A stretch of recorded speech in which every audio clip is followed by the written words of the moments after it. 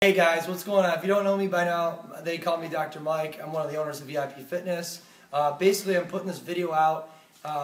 It's not professionally done, it's just quickly done so I can get some information that's useful for you to either prevent getting injured or this might help you with some injuries. However, with that being said, this video is created with the intent of helping people that might have tendonitis issues from working out pretty hard.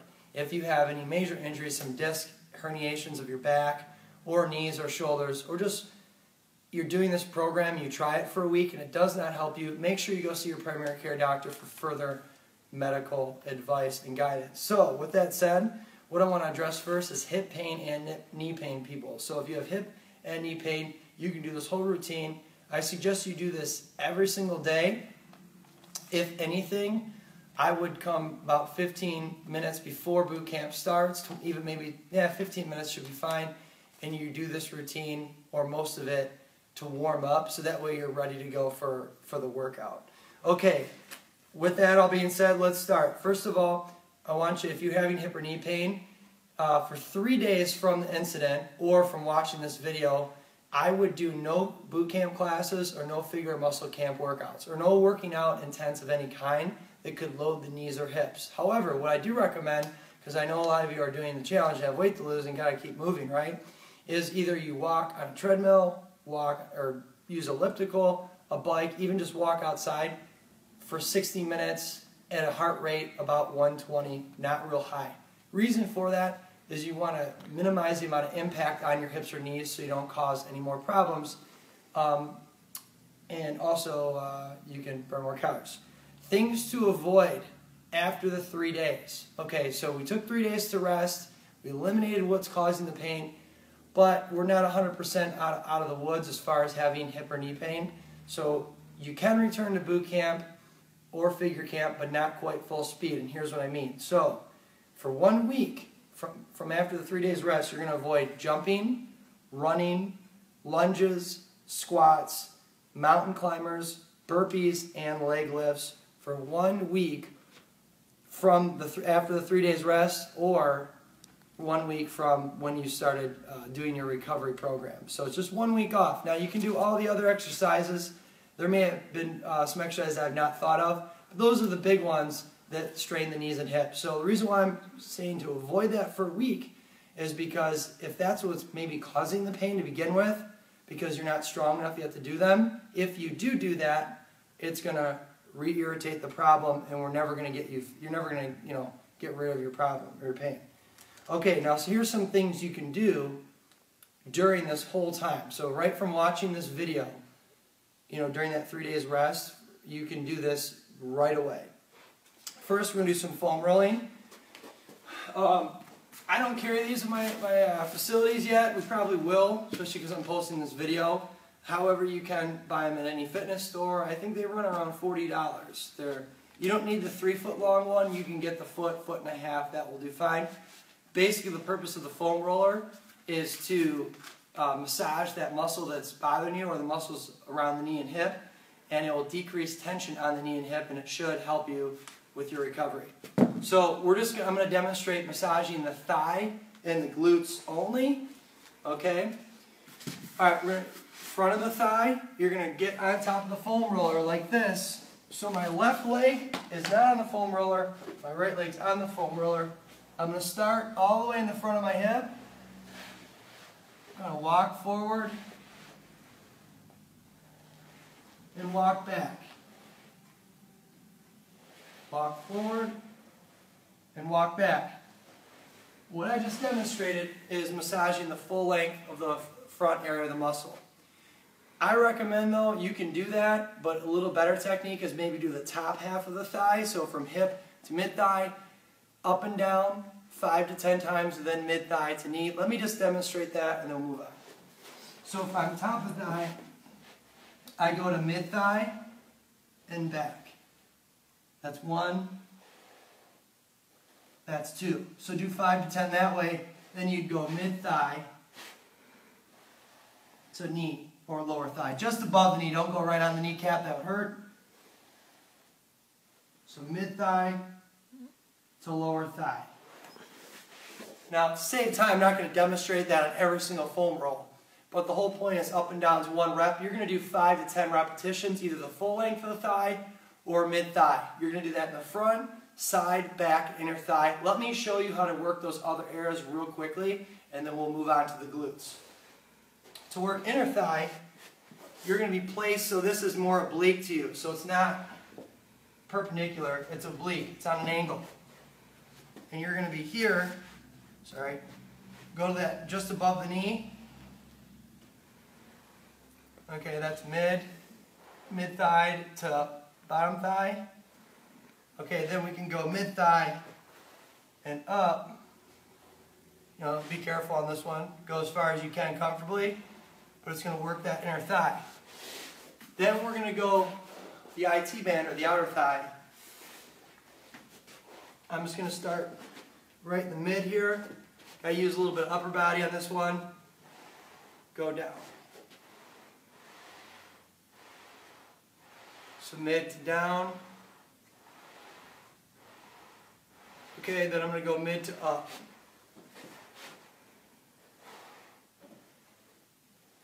So I'm working that upper portion. Then I'm going to work the back. I'm going to start at the knee. Can you see from there? Okay.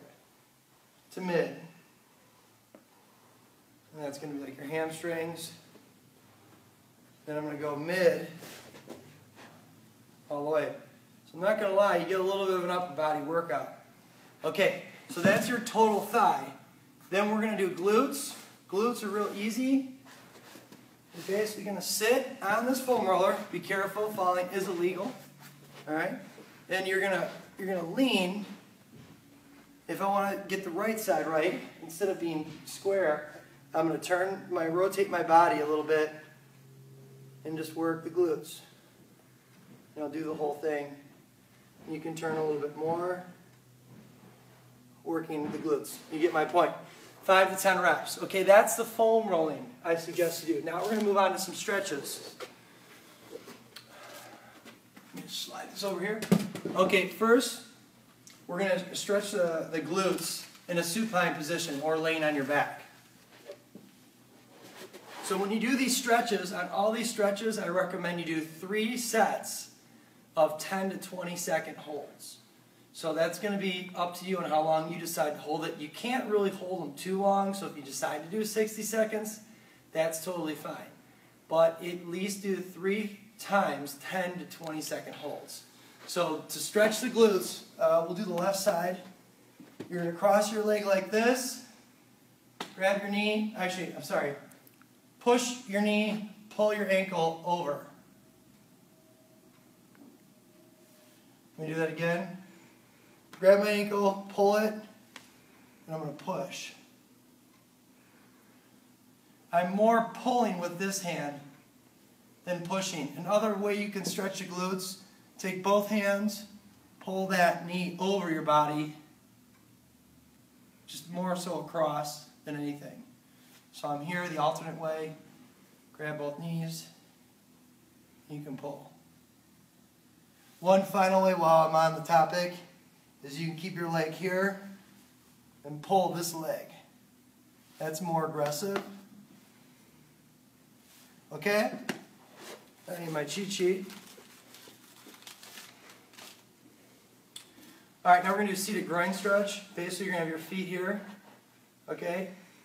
Hands on ankles, drive outward through the elbows. So you're stretching the inner thigh. Now this is still for hip or knee pain. Typically if you're tightening all the muscles in your thighs or any of them, it's going to result in knee or hip discomfort due to muscular imbalance. So the point of these stretches and foam rolling and the exercise you're about to do, strengthening exercises help return muscle balance, should eliminate knee pain and hip pain. If it doesn't feel better after a week, then you need to go to your doctor, just to remind you. Okay, so once again, that was the groin stretch there. Good. Next one we're going to go on to is hamstring on a bench. I particularly like this one. Put my right leg up here. Okay, stomach in tight. I'm going to bring my hips back so I don't just fall. I'm up tall, I bring my hips back, and then I lean onto the hamstring. You can go straight forward, come out, say I did 3 10-second holds that way. Hey, I want to go take it up another level. Let's do three 10-second holds leaning in. It's going to get more of my inner hamstring fibers. Come back out. If I go over the thigh, it's going to be 3 10-second holds to work those outer fibers. Okay, that's hamstring. Next stretch we're going to do, there's 2 ways you can stretch your quad. If you do have some knee joint issues, I suggest you just grab the top of your foot here by your toes, stomach in tight, stand by a wall, pull here. You know, don't do stuff like this, could strain your knee. But if you do this and you feel like it's too much work, you don't get a lot of stretch. A deeper stretch, a little more risky on your knee, but if you do it right, you'll be fine. We're going to lay on our side, okay? I'm going to bring my right foot, and the key thing is, see how my foot's not bent up? It's back. And then I'm going to lay on my side. I'm not laying back on my foot. I'm laying on my side, so I have very easy control. This leg's forward a little bit. Keep my stomach sucked in, not bloated. And then I'll lean back. But I'm facing forward. I'm not rotating this way. I'll admit, you'll get a good stretch doing that too. But if you got a weak knee, it might hurt it. So come here more facing this way. However, if your knee is not weak and it can handle it, then you can come back on your back. Don't look to the right though, you'd still be facing left. That's going to give you a deep stretch here.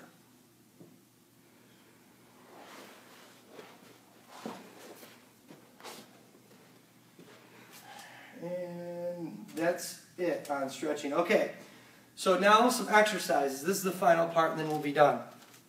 Okay, so I'm going to show you some core and some hip exercises to do that are key that we don't always get to in the boot camp classes or in figure camp. But these are good to know, little nuggets you can have to do on your own. First one's going to be pelvic tilt. Alright? I lay flat on my back like this. Instead of arching my back, I flatten it. So I'm holding the little space under your low back from your floor. I'm flattening my spine into the floor and eliminating that space. So I'm not here, I'm here. You're going to do 10 5-second holds. And if that's challenging to you, go ahead and do a set 2 and a set 3. So 3 sets of 10 5-second holds. But if that's not so challenging, just do 1. It's a good warm-up. The second exercise, reverse crunch hold. So you're basically going to flatten your back like a pelvic tilt, but then lift your feet up. So your knees are about 90 to each 90 degrees, and then your hips are about a 90-degree angle. And now my back is flat. I'm holding this for 5 seconds, a pelvic tilt, then I relax my pelvic tilt. Flatten it again, then I relax. So I have a relaxed back, then a flat back. So I'm holding the flat back or a pelvic tilt for 5 seconds, relaxing for 1. So I do 10 5-second holds. And it's all about the squeeze. You want to squeeze really hard. So everyone should probably do that if you're having any hip issues. So do 10 5-second holds, 3 sets. Third exercise. You're going to need a band. Okay, we do sell these bands at VIP Fitness for $5 for your convenience if you decide you need to buy one. I recommend you get a green and a blue, or at least a green band for lower body exercises. The red one we sell, that would be for upper body only. Okay, so this band's going around above my knees. My kneecaps are here, band's there. Feet are flat. I'm going to pelvic tilt. I'm going to maintain a pelvic tilt. I'm going to bring my knees apart and hold. Make sure you got that bad boy on well tied and secured. And then come back. Out. And come back. So out, I'm going to hold for about 1.5 seconds. I'm exaggerating a little bit so you can see it. I'm basically bringing my knees equally apart. It's going to work those outer hips, okay? Do 3 sets of 20. The next exercise, you're going to lay on your side. Basically, knees and feet are together. You can be like this. Keep that stomach tight still. Come up and down. Up and down. It's going to work here. Another great one for the glutes. So,